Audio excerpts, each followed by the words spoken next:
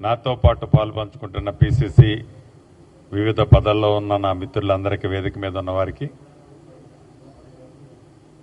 Print and electronic media మిత్రులందరికీ మనస్ఫూర్తిగా హృదయపూర్వక నమస్కారం.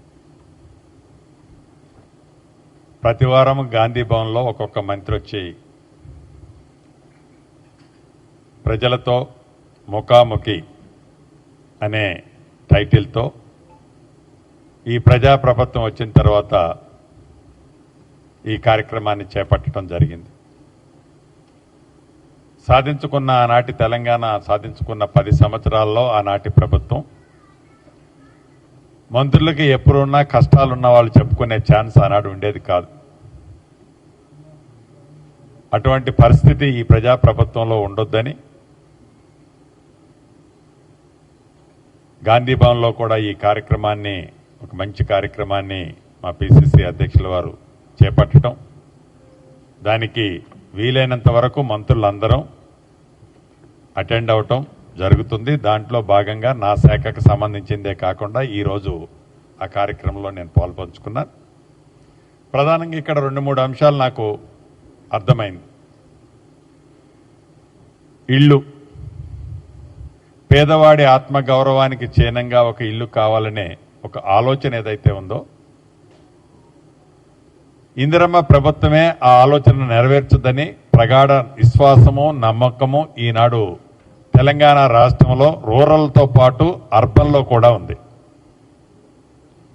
ప్రభుత్వం ఏర్పడిన మొదట్లోనే గౌరవ ముఖ్యమంత్రి రేవంత్ రెడ్డి గారి నాయకత్వంలోని మన ప్రభుత్వం మొదటి విడత 4.5 లక్షల ఇళ్లు, రెండో విడత 2.5 లక్షల ఇళ్లు, 7 లక్షల ఇళ్లు ఇళ్ల స్థలం ఉన్న వారికి కేటాయించడం జరిగింది. ఇక అర్బన్కి వచ్చేసరికి ఇళ్ల స్థలాలు నిరుపేదలకు ఉండవు. ఇళ్ల స్థలం కావాలంటేనే 2-3 కోట్లు. అటువంటి పరిస్థితిలో అర్బన్లో కూడా నిరుపేదల యొక్క కోరికలాగానే కంటిన్యూ అవుతూ ఆనాటి ప్రభుత్వం అరాకొర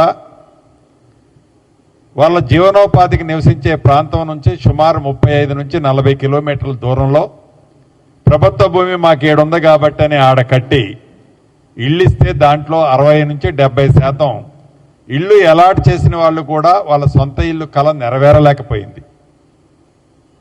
దాన్ని దృష్టిలో పెట్టుకొని అర్బన్లో కూడా 2 రోజుల క్రితం గౌరవ ముఖ్యమంత్రి గారు, రాష్ట్ర సహచార కేబినెట్ల సహకారము, వారి ఆలోచనకు అనుగుణంగా ఎకరము 200 కోట్లున్నా 300 కోట్లున్నా ఏ పేదవాడైతే పుట్టి పెరిగి ఆ స్థానంలో నివసిస్తున్నాడో అక్కడే ఇల్లు కట్టిస్తామని హామీ ఇచ్చి మొదటి విడత ఇచ్చిన 1,00,000 ఇళ్లకి పైలట్ కింద 16 నియోజకవర్గాల్లో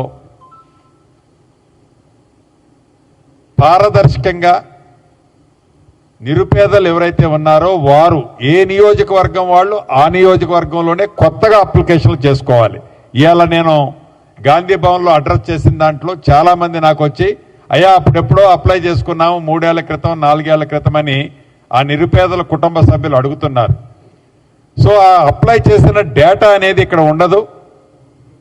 దానికి సంబంధించిన అంశము ఆనాడు వారు డబుల్ బెడ్రూమ్ అని ఏవైతే మాయమాటలు చెప్పారో అది వాళ్ళు ఫుల్ఫిల్ చేయలేక గాలికి వదిలేసిపోయారు. మనం అలా కాకుండా ఏ కొత్త కాన్సెప్ట్ ఒకటి మొన్న 2 డేస్ బ్యాక్ లాంచ్ చేశామో అది మీ మొబైల్ ఫోన్ నుంచి కానీ, మీ సేవ నుంచి కానీ, లేకుంటే మీకు వెబ్సైట్ ఉంటే ఆ వెబ్సైట్ నుంచి కానీ మీరు అప్లికేషన్లు అప్లోడ్ ఇప్పుడు చేసుకోవాల్సిన అవసరం ఉందని హైదరాబాద్ కోరు ప్రాంతంలో ఉండే నా నిరుపేదలకి ఈ వేదిక ద్వారా మరొకసారి విజ్ఞప్తి చేస్తున్నాను. చేసిన పక్షంలో పారదర్శకంగా 360 డిగ్రీల్లో వెట్ చేసి ఏ నిరుపేదల కోసమైతే ఈ బహుత్తరమైన కార్యక్రమం అన్డివైడెడ్ షేర్ ల్యాండ్ అది 40 లక్షల నుంచి ₹1 కోటి వరకు ఉంటుంది. ఆ నిరుపేదలకు మనం రిజిస్ట్రేషన్ చేసే ల్యాండ్ కాస్ట్ 40 లక్షల నుంచి ₹1 కోటి వరకు చేసే అన్డివైడెడ్ ల్యాండ్ షేర్తో పాటు 525 చదరపు అడుగులకు సంబంధించిన ప్లాట్ని 10 సంవత్సరాలు అమ్ముకోకుండా ఉండే విధంగా రిజిస్టర్ డాక్యుమెంటే చేస్తున్నాము. దయచేసి మీరు గమనించాల్సింది, గతంలో మేము మీ సేవలో చేశాము అనే కాన్సెప్ట్, మేము చేశామనే కాన్సెప్ట్లోనే మీరున్నారు. అలా మీ సేవలో ఆ రోజు చేయటం కాదు, ఈ రోజే ఇంకా 11వ తారీఖు వరకు వచ్చే నెల 11వ తారీఖు వరకు ఆప్షన్ ఉంది, 10వ తారీఖు వరకు అనుకుంటాను. కాబట్టి దయచేసి ఈ క్యూర్ ప్రాంతంలో ఉండే నిరుపేదలంతా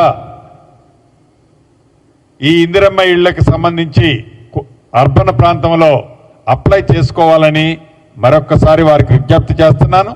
అదే రకంగా ల్యాండ్కి సంబంధించిన అనేక అంశాలు ఇంకా వచ్చాయి. వాటికి సంబంధించింది కూడా వచ్చిన ప్రతి అప్లికేషన్ని నిన్న గౌరవ కలెక్టర్ గారికి జెన్యూన్ ఉంటే, రీజనబుల్ ఉంటే, చేయగలిగింది ఉంటే వాటన్నిటినీ పాజిటివ్గా రెస్పాండ్ అయి చేస్తాం. చేయలేంది ప్రభుత్వ స్థలాన్ని నాకు రెగ్యులైజేషన్ చేయమంటే అది నేను చేయగలిగేది కాదు. అసైన్మెంట్ని ఇవాళ పట్టా ఇవ్వండి, నేను కబ్జాలో ఉన్నాను, దాన్ని అసైన్మెంట్ పట్టా ఇవ్వమంటే ఇవ్వలేను, అది పాలసీ మ్యాటర్. ఇటువంటి అంశాలు కాకుండా రీజనబుల్ అంశాలు ఏవైతే అడిగారో వాటన్నిటినీ క్లియర్ చేయటం జరుగుద్దని కూడా ఈ వేదిక ద్వారా చెప్తున్నాను. సుమారు నేను 1 గంటన్నర లేటుగా వచ్చాను ఈ ప్రోగ్రాంకి. దానికి కారణం మీ అందరికీ తెలుసు. 22 లక్షల మంది వారు భవిష్యత్తు కోసం నీట్ రాస్తే ఆ నీటి పేపర్ కేంద్ర ప్రభుత్వం, కేంద్ర ప్రభుత్వ సంస్థలు, కేంద్ర ప్రభుత్వ మంత్రివర్గంలో ఉన్న మంత్రులు వీరందరూ కలిసి పేపర్ లీక్ చేస్తే 22 లక్షల మంది నిరుద్యోగులు రోడ్డును పడ్డారు. గడిచిన 2 రోజుల నుంచి ఈ నిరుద్యోగ యువత వారి కుటుంబ సభ్యులు ఢిల్లీలో నిరాహారదీక్షల్లో, నిరసనలో శాంతియుతంగా చేస్తున్నారు. అటువంటి వారి మీద కేంద్ర ప్రభుత్వం దారుణంగా లాఠీ చార్జీ చేయటమే కాకుండా వాళ్ళని చిత్రహింసలు పెట్టారు. దాన్ని దృష్టిలో పెట్టుకొని మా నాయకుడు రాహుల్ గాంధీ గారు, ప్రియాంక గాంధీ గారు, కాంగ్రెస్ పార్టీ అధ్యక్షులు ఖర్గే గారు, అనేక మంది పార్లమెంటు సభ్యులు, అదే రకంగా ముఖ్యమంత్రులు నిన్న శాంతియుతంగా సత్యాగ్రహ పద్ధతిలో నిరసన తెలియచేస్తూ ఆ 22 లక్షల మందికి మద్దతు తెలపడానికి వెళితే దారుణంగా ప్రజాస్వామ్యాన్ని కూనీ చేసే విధంగా కేంద్ర ప్రభుత్వం రాహుల్ గాంధీ గారిని, ప్రియాంక గాంధీ గారిని, మిగతా సభ్యులందరినీ కూడా నిర్దాక్షిణ్యంగా చాలా క్రూరంగా అరెస్టు చేసిన సందర్భం నిన్న మనం చూసాం. దాన్ని దృష్టిలో పెట్టుకొని ఇక్కడ తెలంగాణ రాష్ట్రంలో ఆ 22 లక్షల మంది నిరుద్యోగులకి పూర్తిగా తెలంగాణ రాష్ట్రం కూడా అండగా ఉంటది అని చెప్పడంతో పాటు భావి భారత ప్రధాని ఎవరైతే రాహుల్ గాంధీ గారు ఉన్నారో వారికి కూడా పూర్తి మద్దతు తెలపడం కోసం, మా నిరసన తెలియజేయటం కోసం గవర్నర్ గారికి రిప్రజెంటేషన్ ఇవ్వడానికి వెళ్ళాం. దానివల్ల లేట్ అయిందని మరొక్కసారి వారందరికీ తెలుపుతూ మీ అందరి దగ్గర సెలవు తీసుకుంటున్నాను.